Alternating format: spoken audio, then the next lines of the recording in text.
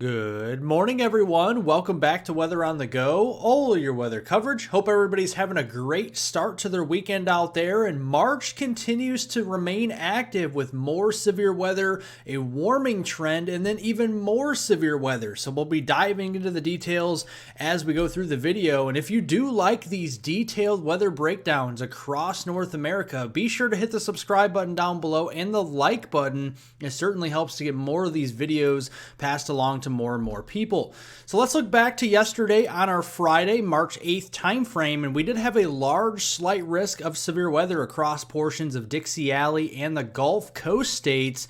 And you do notice there was only one tornado reported. Very good news, but still a tornado across southeastern portions of Alabama. We saw 4 wind reports and 5 hail reports here for a total of 10 severe weather reports all told. So a very inactive day for what was looking like a couple of days ago, which would be very active. So definitely dodged a bullet there. But looking here at your Saturday time frame for severe weather prospects, there is another slight risk across portions of the coastal Carolinas here, getting down into southern Georgia and northern Florida. Some of the areas in the crosshairs here would be Wilmington, down to Myrtle Beach and Charleston, getting down into the Savannah region and also into Tallahassee, into Gainesville and Jacksonville, going through the day to day. And you can see there is a tornado risk there across the southeast, especially in this brown shaded color within that slight risk area. So some rotating storms will be possible. So looking at the morning hours here, we're already seeing ongoing severe weather potentially from the Carolinas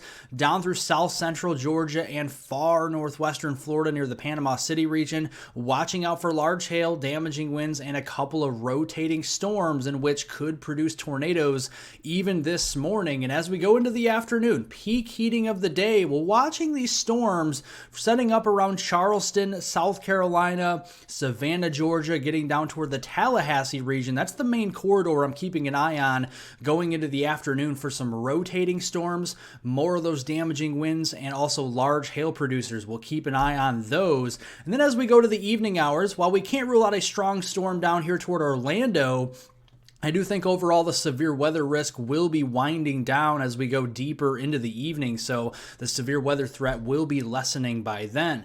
Looking at our high temperatures through the weekend, today a little bit cooler across the middle of the country. You can see the upper Midwest here into the upper 30s to mid 40s this afternoon. Same thing with some cooler weather across the southern tier of the United States, only into the 50s with some 60s out there. We do have return flow from the south as we go into Sunday, so we'll see those 60s push further inland toward portions of the central and northern plains, but a cooler air mass across the Great Lakes and the interior New England region, where temperatures will be held down mainly into the 30s for your Sunday time frame.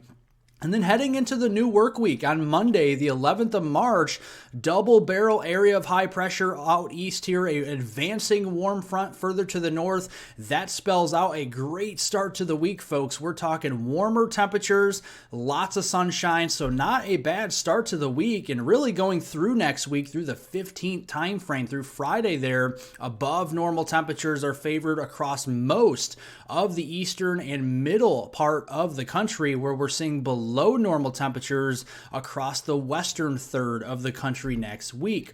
So let's preview some of those temperatures through next week. On Monday, there we go again with the 50s and 60s across the center of the country. And then by the middle of the week, more spring-like temperatures here into the 70s here, even the 60s up there into the Midwest and Great Lakes. So certainly not a bad start to the week whatsoever. But looking here into next week, we are concerning for another storm system here as we go into Monday. This is going to bring some heavier snow for the Cascades, even the Sierras back here, and even the Rockies across the west as we go into Monday. More of the moisture moves inland from the Pacific as we go into Tuesday time frame, and this storm could be packing a punch for the West Coast. The Seattle region, down to Portland and Eugene, down there towards Sacramento, could be seeing some heavier precipitation rates and some heavier rainfall resulting during that Monday the 11th through Wednesday the 13th time frame.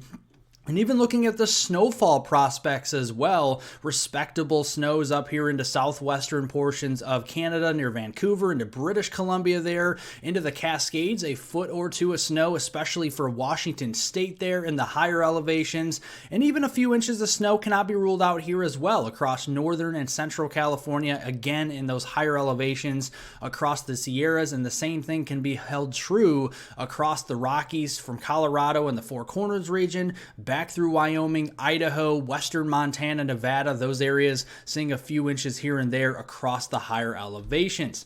Now, as this storm starts to peel east, as we go in towards Wednesday, notice the positively tilted trough here and a very elongated mid-level jet stream here as we go into Wednesday. And then going into Friday, by the end of the week, we kind of have a cutoff low pressure system down here into southern Arizona with still some energy across the southern United States meeting up with some energy from the north. We'll keep an eye on that as we go toward mid and late week. So concerning that next storm, this is your CAPE values, your convective available potential energy.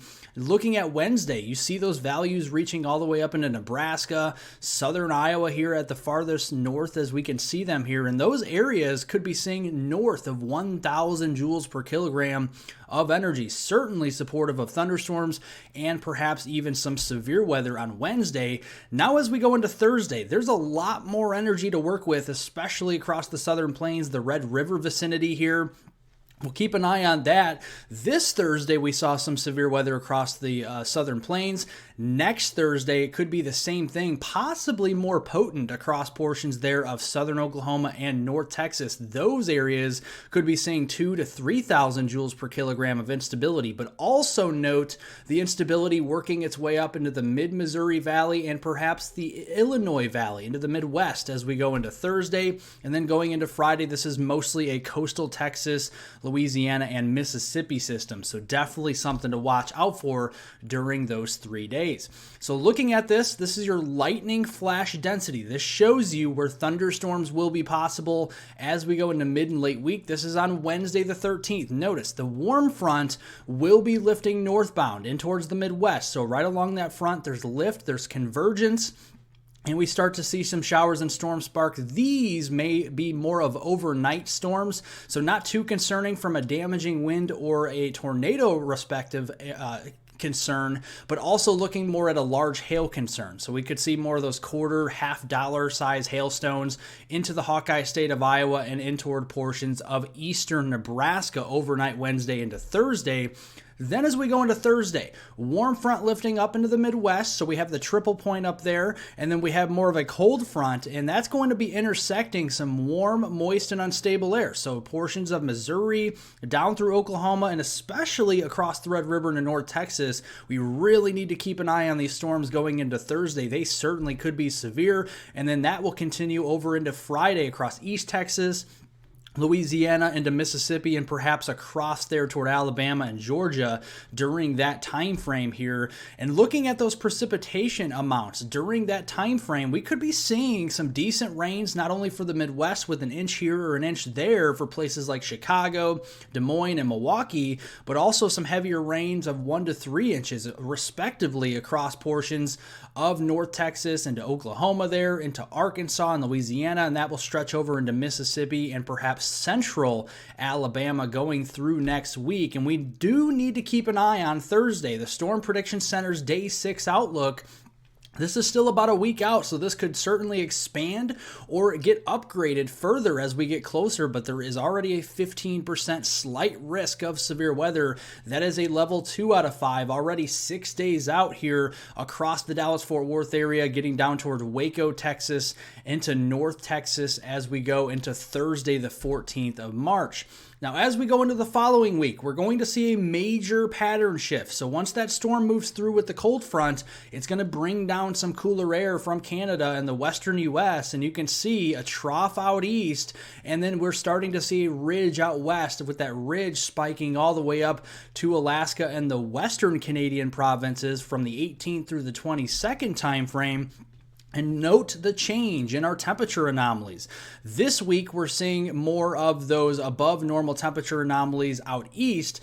As we go into that following week, the 18th through the 22nd, we're going to see below normal temperatures favored out east, especially there in eastern Canada and the eastern U.S., and then more above normal temperature anomalies out across the western Canadian provinces and towards the western U.S., including the west coast. And looking at the precip anomalies as well, looking at this here, you can see the heaviest precipitation amounts will be around that trough. So across the southeastern U.S. there, including Florida, could be a very wet time for you as we go into the 18th through the 22nd time frame. But look out west, the Rockies, the west coast, getting a break from the active weather as we get towards that third week into March. And it's been very active out west. So it looks like we're going to be quieting down for a period as we go into the 18th through the 22nd time frame of the month. So definitely an active March continues across the United States and southern Canada. And we will be sure to keep you updated with the latest weather forecast information right here on Weather on the Go. Make sure if you do like detailed weather breakdowns across the country to hit the subscribe button down below. We'll keep you updated here. Make sure to press the like button down below. It helps to get all of this weather information passed along to as many people as possible. Thank you guys so much for watching and have a wonderful rest of your weekend out there.